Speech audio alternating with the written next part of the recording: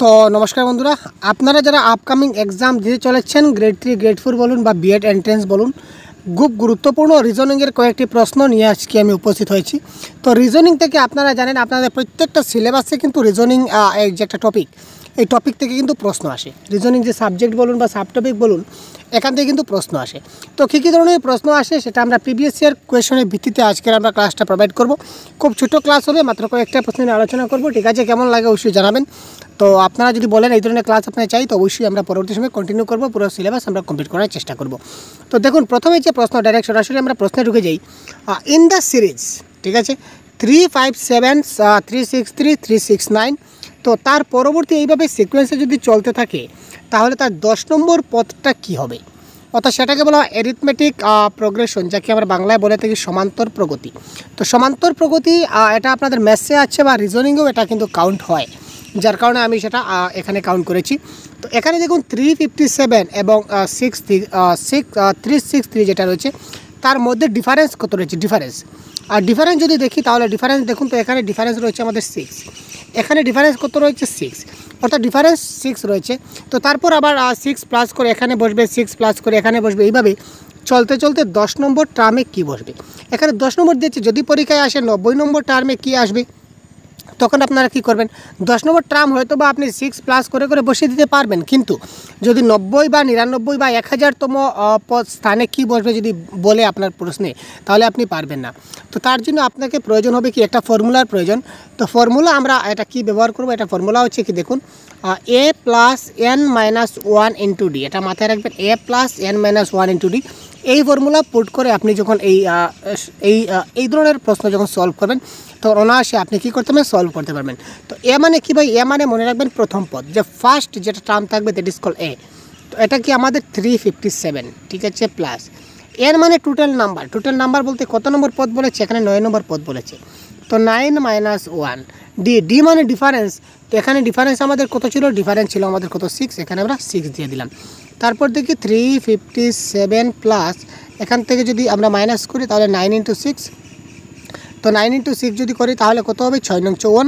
তো এখানে 357-এর সঙ্গে যদি 54 প্লাস করি তাহলে কী হবে? 7 4 11, 1 5 5 10, 11 1 3 আর 4, অর্থাৎ 411 প্লাস করলাম, 411 ইজ দ্য রাইট আনসার।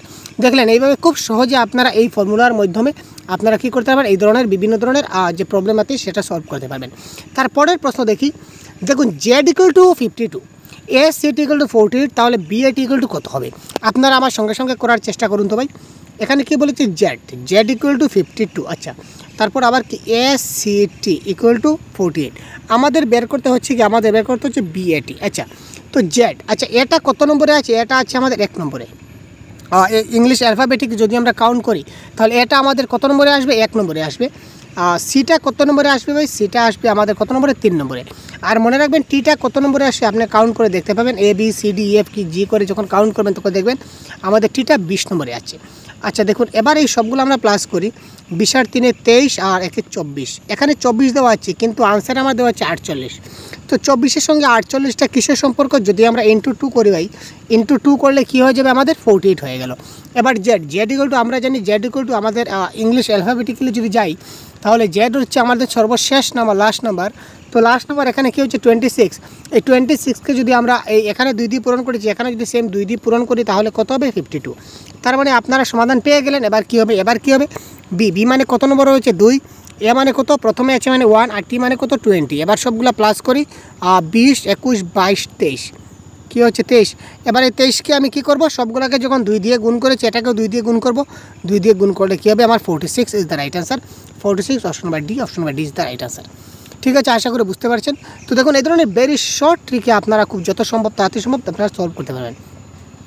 এখানে দেখুন দেওয়া আছে, এই সবগুলো কিন্তু প্রিভিয়াস ইয়ার কোয়েশনের আধারিত প্রশ্ন, সেটা মাথায় রাখবেন। ইন এ কোড ল্যাঙ্গুয়েজ যদি 35797কে যদি 44877 লেখা হয় তাহলে 46823কে কী লেখা হবে?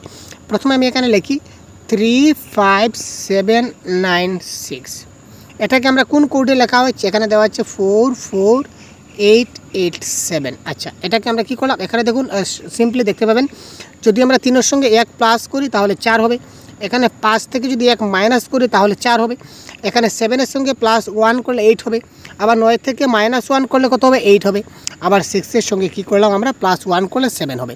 তো সিম্পলি আমরা দেখলাম স্যার কী দেখলাম যে +1 -1 +1 -1 করলে আমাদের কাজ খতম। তো এবারে আমাদের এই কোড বের করতে হবে। তো এই কোড বের করতে গেলে আমরা কী করে বের করব 4 6 8 2 3। তো প্রথমে প্লাস দিয়ে শুরু হচ্ছে। তো +1 মানে 5, -1 মানে 5, আবার +1 মানে 9, -1 মানে 1, আর তারপর আবার +1 কি 4। ঠিক আছে, তো 55914 ইজ দ্য রাইট আনসার। বুঝতে পারলেন কী করে হলো, ভেরি ইজি। তো 55914 এটা হবে এই প্রশ্নের কারেক্ট আনসার। দেখুন এই ধরনের প্রশ্ন কিন্তু আপনারা পাবেন পরীক্ষায়, কিন্তু পরীক্ষায় পালে আপনার অবশ্যই মানে খুব তাড়াহুড়া লাগবে, তো তাই আগে থেকে আপনার জানা প্রয়োজন। এটা দেখুন একটা সলিউশন কী বলেছে এখানে, প্লাস মিন্স ডিভাইড। এখানে দেওয়া হচ্ছে প্লাস মানে কি ভাগ, ভাগ মানে কি পূরণ, আর বিয়োগ মানে কি পূরণ, আর ভাগ মানে কি প্লাস, আর ইন্টু মানে কি মাইনাস। এবার এই সমস্যাটা সমাধান করতে হবে। এবার আমরা এখানে লিখে নিই 36, তারপর দেওয়া আছে ইন্টু। আমরা কিন্তু ইন্টু দেবো না, তো ইন্টুর জায়গাতে আমরা কী দেবো, ইন্টু মানে কী দিয়েছে, ইন্টু মানে মাইনাস, আমরা মাইনাস দিলাম। তারপর 12, তারপর দিয়েছে প্লাস, প্লাস মানে কী ভাই, প্লাস মানে হচ্ছে ভাগ, তো প্লাস মানে আমরা ভাগ দিয়ে দিলাম। তারপর 4, আবার এখানে দেওয়া হচ্ছে ভাগ, তো ডিভাইড, ভাগ মানে কত, ভাগ মানে প্লাস, তারপর 6, তারপর প্লাস মানে কী দেওয়া আছে দেখি, প্লাস মানে আবার দেওয়া আছে ভাগ, তো এখানে আমরা আবার একটা ভাগ দিলাম, প্লাস মানে ভাগ, প্লাস মানে ভাগ 2, আর মাইনাস মানে কী দেওয়া আছে ভাই, কোথায় গেল, মাইনাস মানে ইন্টু, তো মাইনাস মানে ইন্টু 3 দিয়ে দিলাম। ঠিক আছে, এবার দেখুন প্রথমে আমরা কী করি, 36 মাইনাস, এখানে যদি ডিভাইড করুন তাহলে ডিভাইডের কাজটা আগে শেষ করুন। 3 4 গুণে 12, এখানে আবার প্লাস, এখানে আবার ডিভাইড করুন 6, এখানে কত হবে 3 ইন্টু 3। এবার ইন্টুর কাজটা আগে করতে হবে, তার মানে কি এখানে 9 করতে হবে। ঠিক আছে, 9 যদি করি তাহলে 9 আর 3 কত হবে 12 হচ্ছে। তো 36 থেকে যদি 12 আমরা মাইনাস করি, এটা কারেক্ট আনসার কত হচ্ছে, কারেক্ট আনসার এই ক্ষেত্রে আমাদের কী হয়ে গেলে 24 ইজ দ্য রাইট আনসার। ঠিক আছে, পরবর্তী প্রশ্ন আমরা দেখছি ছোট করে। এবার দেখুন কী বলেছি, in a certain code language 481 equal to sky is blue. তো এখানে আমরা লিখে দিই, কী লিখলাম, এখানে আমরা ছোটো ছোটো করে লিখে দেবো ভাই, স্কাই ইজ ব্লু। ঠিক আছে, স্কাই ইজ ব্লু লিখলাম। তো তার কী দিয়েছে 481, তারপর কী বলেছে সি ইজ ডিপ, তারপর কী বলেছে সি ইজ ডিপ, আমরা এটা লিখে নিই সি ইজ ডিপ। এটার কোড কি, এটার কোড দিয়েছে আমাদের কি 698। তারপর কি দিয়েছে ভাই, তারপর দিয়েছে আমাদের কি, এখানে সি দেখুন, সি লুকস, এখানে লুকস আছে, সি লুকস ব্লু। ঠিক আছে, এটার কোড কত দিয়েছে, এটার কোড দিয়েছে আমাদের এটার কোড দিয়েছে আমাদের 246, এটার কোড হবে আমাদের 246, আর এটার কোড হবে আমাদের কি 698। ঠিক আছে ভাই, 698। ঠিক আছে, তো এবার দেখি, এবারে আমাদের বলেছে যে সি এর কোড কি। তো সি মানে এই 2 নম্বর লাইনে আছে এবং 3 নম্বর লাইনে আছে সি। তো 2 নম্বর এবং 3 নম্বর লাইনে আমাদের কমন কী আছে, এখানে দেখুন 6 আছে, এখানেও 6 আছে, তার মানে এই প্রশ্নের কারেক্ট আনসার সি মানে কত, আমাদের কত হলো 6। আর এই এখানেও ইজ আছে, এখানেও ইজ আছে, তার মানে কমন কী আছে, কমন এখানেও দেখুন 4 আছে, এখানেও 4 আছে, তার মানে ইজ ইকুয়াল টু কত 4।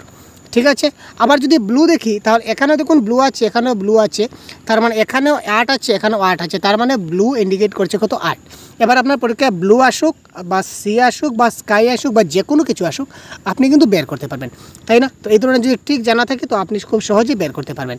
তাহলে এই প্রশ্নের কারেক্ট আনসার কী হবে আপনারা খুব তাড়াতাড়ি কমেন্ট বক্সে জানান। তো ভাই আপনারা সবাই ট্রাই করুন এবং কমেন্ট বক্সে এই প্রশ্নের কারেক্ট আনসার খুব তাড়াতাড়ি কমেন্ট করুন। কী দিয়েছে, দিল্লির যে কোড আছে, দিল্লির কোডকে CCIDD যদি দেওয়া হয় তাহলে মুম্বাইকে কী লেখা হবে। এই প্রশ্নের কারেক্ট আনসার কী হয় আপনারা খুব তাড়াতাড়ি ভাবুন এবং কমেন্ট বক্সে কারেক্ট আনসার জানান। পরবর্তী ক্লাসে আমরা এই প্রশ্ন সহ আরও অনেক প্রশ্ন আপনাদের জন্য প্রোভাইড করব, সুতরাং চ্যানেলকে সাবস্ক্রাইব করুন এবং পরবর্তীতে কোন টপিক নিয়ে পার্টিকুলার কোন টপিক নিয়ে ক্লাস করলে আপনাদের যথেষ্ট উপকারে কাজে লাগবে সেটা অবশ্যই আপনারা কমেন্ট বক্সে জানান। পরবর্তী সময়ে আমরা আপনাদের আপকামিং খুব শীঘ্রই আপনাদের ক্লাস প্রোভাইড করব। ধন্যবাদ, ভালো থাকবেন, সুস্থ থাকবেন, আমাদের সঙ্গে থাকবেন।